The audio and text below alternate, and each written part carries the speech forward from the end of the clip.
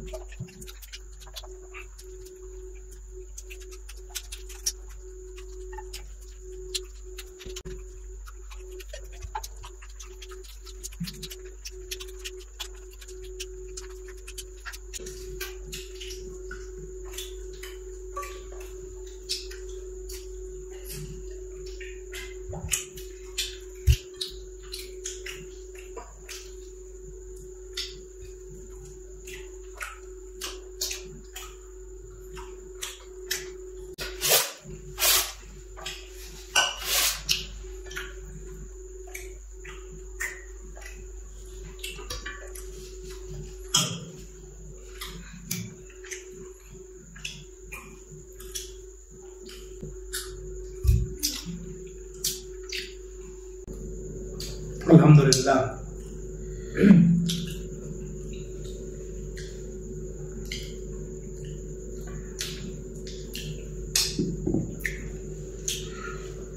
সত্যি কথা প্রথমে তো অনেক মজা পেয়েছি, পরে খাইতে কষ্ট হয়ে গেছে, কারণ মুরগিটা অনেক বড় ছিল। সবসময় ছোট মুরগি পাওয়া যায় না, কিন্তু রেস্টুরেন্টে ব্যবসা করে তারা হচ্ছে ওই মুরগির ব্যবসা দিচ্ছে, তাদের একটা কন্ট্রাক্ট থাকে যে আমাকে এই সাইজের মুরগি দিতে হবে। আমরা আনছি 1.5 কেজি সাইজের মুরগি। গ্রিলের জন্য ভালো হচ্ছে 800-900 গ্রামের মুরগিগুলো আছে না, ওগুলা 1 কেজি হইলে এটা কত হয়, কিন্তু এটা একবারে 1.5 কেজি।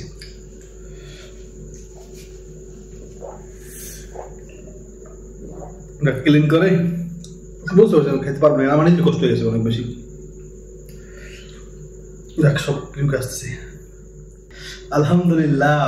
তো আবার বলি যে আপনারা কমেন্ট করবেন, এই কমেন্ট লাস্ট কমেন্ট, আপনারা বলবেন যে কিরকম শাস্তি দেখতে চান। যেরকম প্রথমেই দেখাই দিব আপনাদেরকে, তো সামনে রাখবো, ওইটি মনে হয় ভালো হয়। আপনারা কি বলেন? আমার মনে হয় ওইটাই ভালো হয়। আপনারা কমেন্ট করেন, তারপর আপনারা যেটা বলবেন ওটাই করবেন ইনশাল্লাহ। হ্যাঁ, যাই হোক, আজকে হচ্ছে জিততে পারছি তো বুঝলেন আপনার কারণটা হচ্ছে চিকেনটা অনেক বড় ছিল,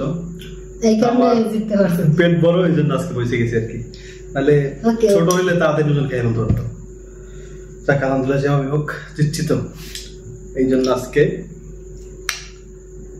খাওয়াবো। আমি চা খাই না ভাই, আমি চা ভাত খাবো। চা খাওয়া লাগবে না, আমি চা দিয়েছি 1 চামচ চা পাতি, যেটা গিলতে গেলে তিতা। কোনো কথা হবে না, কোনো কিচ্ছু হবে না।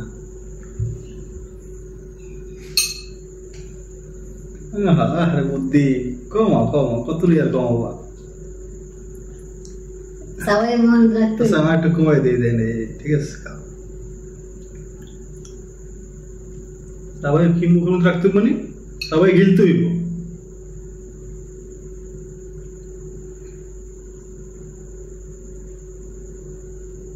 কি মজা তো, টেস্টি না? দেখো চায়ের কালার হয়েছে মুখে, লিকার কেমন, লিকার কি ভালো কিনা দেখতে হবে না? আবার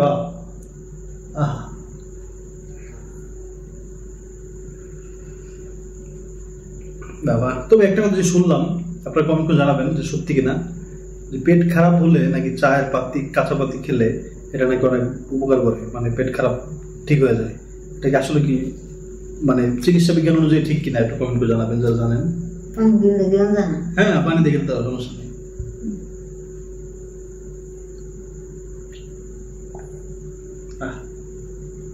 ঠান্ডা চা, পেট ভরা তো ভিতরে কোনো জিনিস গুঁড়ো গুঁড়ো যদি আপনার মানে মুখে থাকে, ওই জিনিসটা কিন্তু গিলতে কষ্ট, এটা আমি জানি। যেটা গইলে যায় সেটা গোলা গেলা সহজ, যেটা না গলে মানে দৌড়দৌড়ি করে এখানে আটকে পড়ে, মানে অনেক মানে চাপা চাপা লাগে।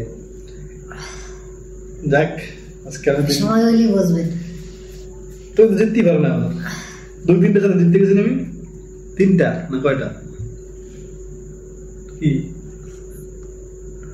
দেখা যাক, সমস্যা নেই। কিন্তু সব আপনি সব যাচ্ছেন, সব না জিতলেও দিচ্ছি তো আলহামদুলিল্লাহ। কেমন লাগলো আজকের পানিশমেন্ট? আজকে খবর হয়েছে বললাম না, পুষ্পা ঝুঁকেগা নেই, পারেন না বাংলাদেশে এটা নাটানি। আল্লাহ, কেমন লাগলো আপনাদের কমেন্ট করে জানাবেন, আর স্বাস্থ্যের ব্যাপারটা অবশ্যই কমেন্ট করে জানাবেন। হ্যাঁ, এটার নাম কি? চাপাতি। ওকে ওকে, দেখা যাক। রোজার মনে আমার দিকে এরকম করতেছে, এটা তো আর দেওয়া দিতে পারবো না হয়তো বা, কারণ হইতেছে তারপর আমরা দুজন ডিসাইড করে নেবো যে কোন শাস্তি হবে, যদি মানুষ কমেন্ট করে ওইটা আর কি। তারপর কমেন্ট করেন, আপনার যেটা বলবেন সেটাই। হ্যাঁ, দেখ দেখা আবার ইনশাআল্লাহ। আসসালামু আলাইকুম। আসসালামু আলাইকুম।